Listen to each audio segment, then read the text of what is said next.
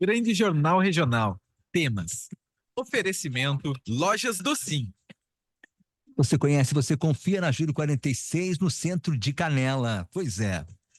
Deixa eu falar em sunk cost, um conceito da economia que, aplicado à psicologia, nos ajuda a entender muita coisa. Para falar sobre este tema, nós vamos conversar com o nosso colaborador, que é especialista em psicologia clínica e comportamento de saúde, mestre em gestão pela Universidade de Barcelona e pela FGV, Fundação Getúlio Vargas. Dr. Francisco da Costa, trazendo esse tema aqui, para a gente saber, né? A gente já adiantou que ele falaria sobre sunk cost, que é um conceito de economia aplicado à psicologia. Doutor Francisco, bom dia, meu amigo. Como é que você está, doutor Francisco? Deixa eu abrir Bom dia, Braulio. aqui Bom também. dia, Braulio. Bom dia, ouvinte da Clube. Prazer estar com vocês aí, falando de um conceito diferente aí, Braulio. Vamos puxar da economia aí para a psicologia.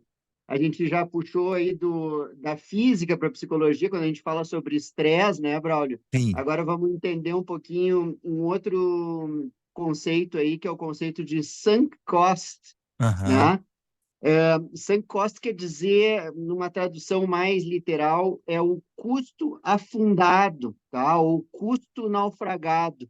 É como se a gente estivesse pensando num dinheiro que a gente pagou por alguma coisa, ou não só dinheiro, pode ser tempo, pode ser mesmo trabalho, ou até afeto, um afeto que a gente investiu numa coisa e que ele não pode ser mais recuperado, que ele já está afundado, vamos dizer assim, a gente já perdeu. Por exemplo, quando a gente já pagou o ingresso de um filme no cinema, tá? A gente já pagou, que ele não vai ganhar o dinheiro de volta.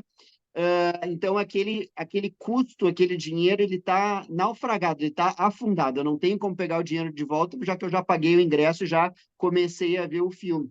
Mas o interessante, Braulio, desse conceito não se resume ao dinheiro que a gente perdeu.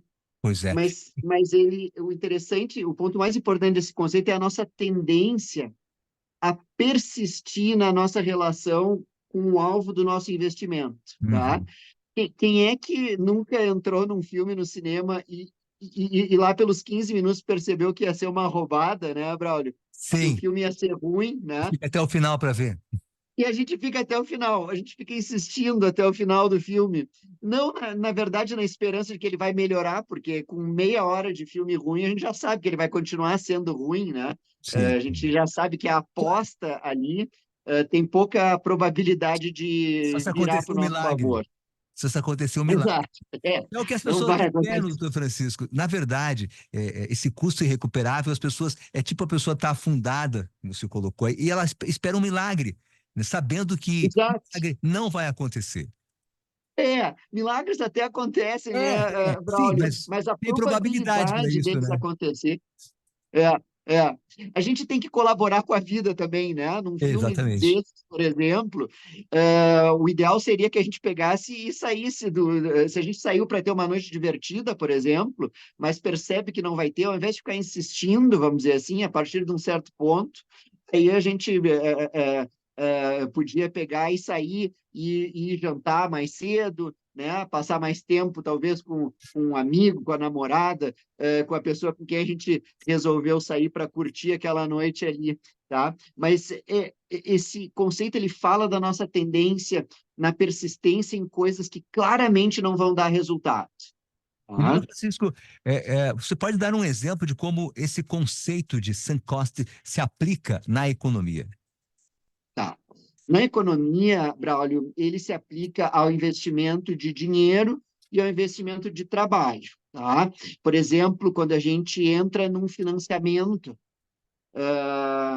de uma casa própria, tá? Por exemplo, e a gente começa a investir dinheiro, e esse financiamento ele vai se mostrando uma roubada, vamos dizer assim. Ele vai se mostrando como algo que a gente não vai conseguir sustentar, que já não vale a pena, vamos dizer assim, que já não vale o valor da casa que a gente está comprando, mas a nossa tendência, depois de ter investido muito, não é abandonar esse investimento, mas é continuar botando dinheiro e se revirando, e tentando, e pior, né, Braulio?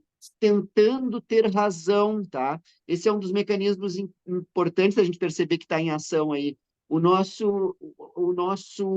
A nossa tendência a ter sempre razão naquilo que a gente Uhum. faz, tá? O A gente não orgulho, quer estar errado, o a gente não orgulho. quer ser trouxa, a gente não quer ser enganado, a gente não quer assumir que errou nada, né? Então, isso é uma das coisas que segura essa tendência. Um exemplo, Braulio, se o ouvinte quiser pesquisar um pouquinho, é o exemplo do avião Concorde, que é um avião francês e inglês, se não me engano, né? Um enorme investimento, não sei se te lembra aquele avião bicudo lá, que foi um negócio, assim, uma grande inovação dos anos 80, eu acho, 90, né?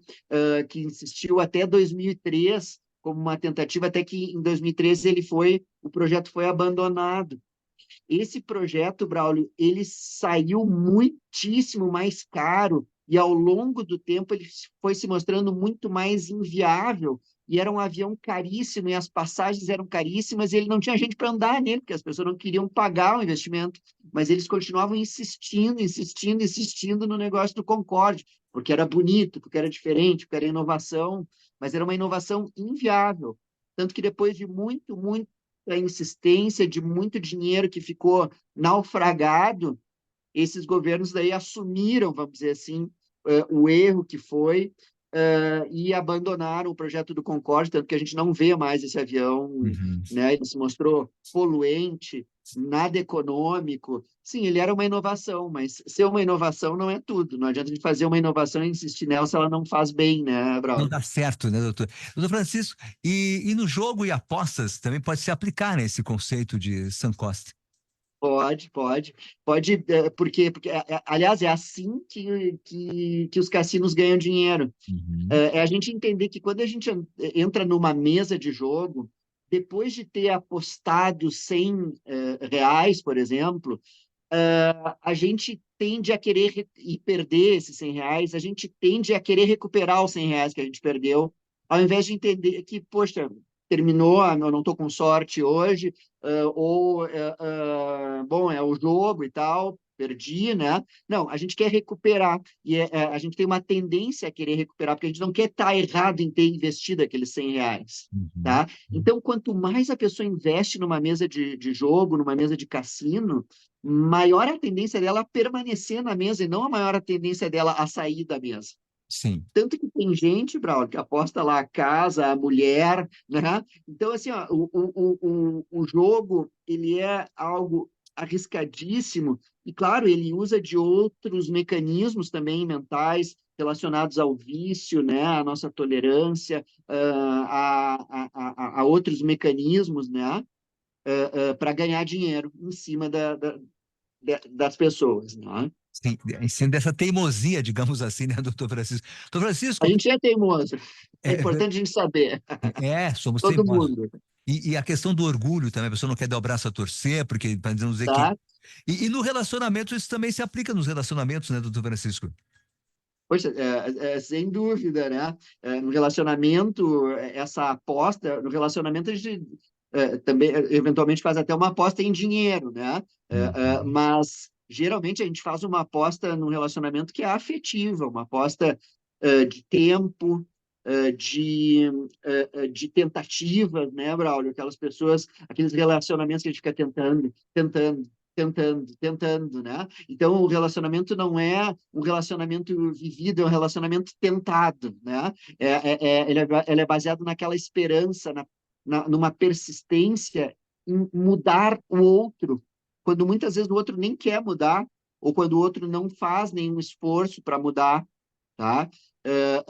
Então, a gente pode estar falando não só de relacionamentos insatisfatórios, mas a gente pode estar falando aqui, né, Braulio, do relacionamento abusivo, por exemplo, tá? Ou num relacionamento manipulativo. A gente já conversou aqui outra vez sobre a psicopatia e sobre o narcisismo, né? Que é uma forma de se relacionar na qual uma das pessoas manipula a outra, ou seja, usa essa persistência, usa esses mecanismos que são naturais na gente para manipular, para conseguir continuar, que a outra pessoa continue investindo, né, energia. Então, a verdade é isso, né? Esse investimento não nos deixa mais perto de aceitar que algumas coisas não mudam, ou que algumas pessoas não querem mudar, mas nos faz tender a continuar, Uhum. né? É verdade. E também isso pode influenciar nas nossas decisões e no nosso modo de pensar, né? Na política, por exemplo, né? A política é um outro exemplo, né, Braulio? Quando a gente se compromete até assim, ó, publicamente, quando a gente, por exemplo, liga a nossa figura pública, a figura de um candidato, por exemplo, vamos Sim, chamar sim. assim, tá? Ou de um político, ou a uma posição política, é, justamente por esses mecanismos da gente ter investido tanto, da gente ter aparecido tanto, Discutido, ligado a uma convicção. Oi. Doutor Francisco, ter discutido e brigado pelo candidato. Discutido, brigado, Exato. feito escândalo, né? Isso aí, brigado com a família, né? Imagina, a gente às vezes aposta até dinheiro, mas a gente aposta a nossa reputação às vezes, É verdade. né? E olha só, Braulio, um dos mecanismos que está aí, então, é isso que a gente não quer assumir publicamente que foi enganado, ou que a gente erra no nosso julgamento. Uhum. Porque por que a gente quer ter razão, né, Braulio? Olha bem essa palavra, ela já é autoexplicativa, né? Razão. Razão é a nossa capacidade de pensar. Razão quer dizer que a gente tem uma relação lógica com o mundo. Quem não tem razão é louco. Ou a gente tem loucura ou tem razão. Ninguém quer ser louco, ninguém quer ser trouxa, ninguém quer. Então, é preciso ter coragem, né, Braulio? É preciso ter uma coragem para assumir os erros, para dizer que não sabe alguma coisa, ou que não sabia, ou que quando agiu em relação a alguma coisa, tinha outro tipo de informação, por exemplo. Não tem nada errado nisso, isso é um ato de grandeza, de inteligência, de coragem, né, Braulio? Então, a gente assumir e abrir mão de uma posição é um sinal de inteligência. Com A certeza. rigidez é um sinal, sim, de perda da razão. A rigidez, ela significa a gente continuar duro, parado num conceito, numa posição, quando tem outras coisas nos mostrando, por exemplo, se aparece uma corrupção de uma pessoa que eu votei, né? Ou se aparece uma incompetência da pessoa que eu votei, o que é saudável, o que é inteligente, é eu aceitar isso, eu entender, eu concordar que, bom, realmente, olha, isso aqui eu não concordo, isso aqui fez tal coisa boa, mas essa aqui não dá, né? Realmente mostra uma coisa diferente da minha convicção, Sim. né? Então é difícil mudar, né, Braulio? Pois é, E mudar é algo inteligente. por isso, essa dificuldade para qualquer processo de mudança, né? Que as pessoas, que nós temos, a gente resiste às mudanças porque quer permanecer com modelos, com conceitos ou preconceitos que já não funcionam, mas que a gente está apegado ainda.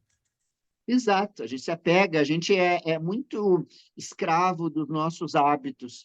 Por isso que a ideia dessa nossa conversa aqui, né, Braulio, não é que a pessoa não possa ter hábito, que ela não possa ter convicção, né? Não é uma conversa contra a persistência, né, Braulio? Mas ela é uma conversa para a gente ter consciência nas nossas escolhas, ao invés de ir seguindo o fluxo, de ir só repetindo aquilo que a gente já vem fazendo. Né? Sim, Uma pessoa inteligente, ela é flexível, ela é capaz de mudar, ela é capaz de se adaptar, ela é capaz de experimentar, ela é capaz de mudar, ela é capaz de incorporar novas informações e responder a essas novas informações com comportamentos, com atitudes que são novas também, sim. né? Doutor Francisco, e quais estratégias nós podemos usar para lidar com essa tendência, né? Com essa forma de pensar, com esse sunk cost É, da nossa vida? exato.